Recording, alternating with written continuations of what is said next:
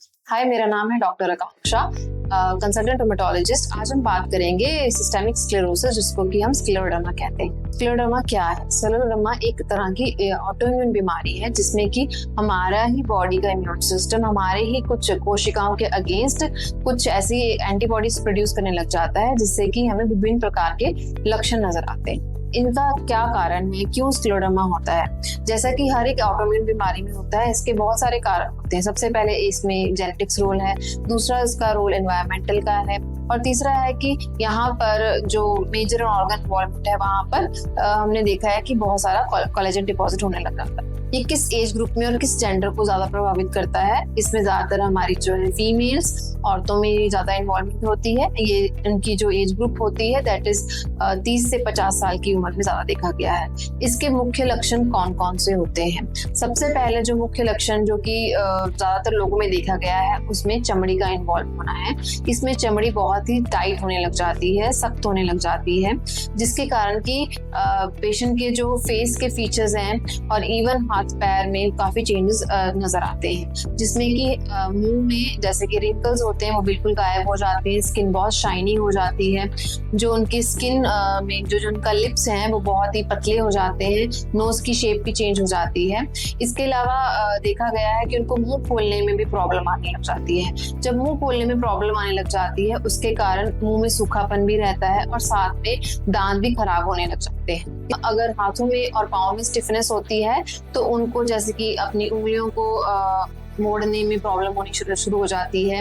ये जब स्किन की स्टिफनेस आगे बढ़ने लग जाती है, हाथ के अलावा अगर वो हमारी एल्बो में या फिर हमारे शोल्डर्स तक पहुंच जाती है, तो इससे पेशेंट को अपनी कोई भी रोजमर्रा का काम करने में प्रॉब्लम आनी शुरू हो जाती है। इसके अलावा कुछ पेशेंट जॉइंट पेन भी महसूस करते हैं और उन्हें जॉइंट में सूजन भी रहती है और उनमें जॉइंट में अकड़ापन भी रहता है। तीसरा जो लक्षण देखा गया है वो है नसों का इन्वॉल्व होना। इसमें देखा है कि जब भी ठंड आती है या सर्दियों में या एसी के टाइम पे पेशेंट की जो हाथ के पैर की उंगलियां हैं वो काफी सेंसिटिव हो जाती हैं। उनमें कलर चेंज होने लग जाता है, जैसे कि कभी सफेद रंग, नीला रंग या लाल रंग हो सकता है।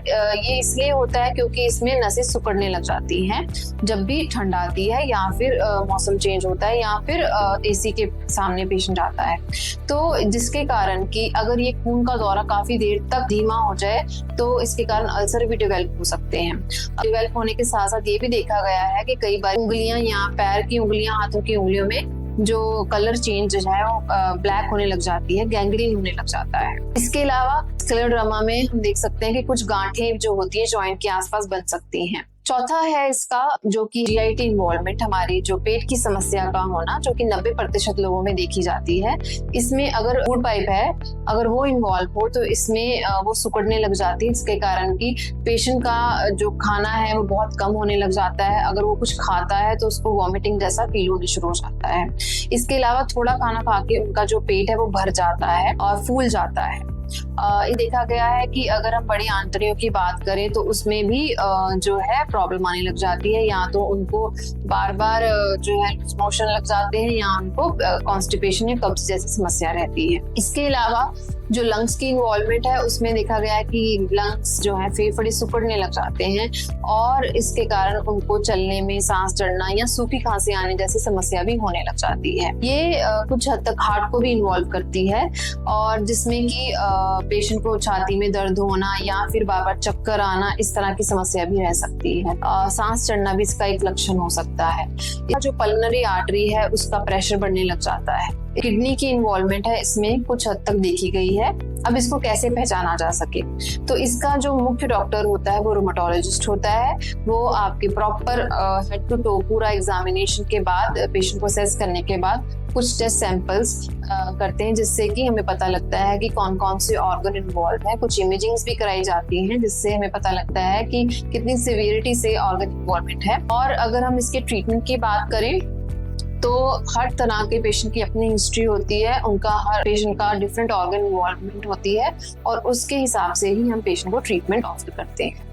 जिस तरह की अगर नसों की प्रॉब्लम है, वो स्टिफ हो रही हैं या फिर वो सिकुड़ रही हैं, तो उनको हम वेसोडाइलेटेशन जैसे देते हैं, या फिर अगर कोई और मेजर ऑर्गन इन्वॉल्वमेंट है, फेफड़े हैं या फिर कोई किडनी की समस्या है, तो उसका इलाज डिफरेंट तरीके से किया जाता है। स्क्लेरोडर्मा का ट्रीटमेंट हमेशा एक तरह से लॉन्ग टर्म ट्रीटमेंट है। इसके लिए सबसे जरूरी है कि इसको बहुत ही अर्ली हम इसको डिटेक्ट कर पाएं, ताकि पेशेंट हमारे पास जल्दी से जल्दी एक रूमेटोलॉजिस्ट के पास आए और हम उसका प्रॉपरली इलाज कर सके, इस बीमारी को कंट्रोल कर सके।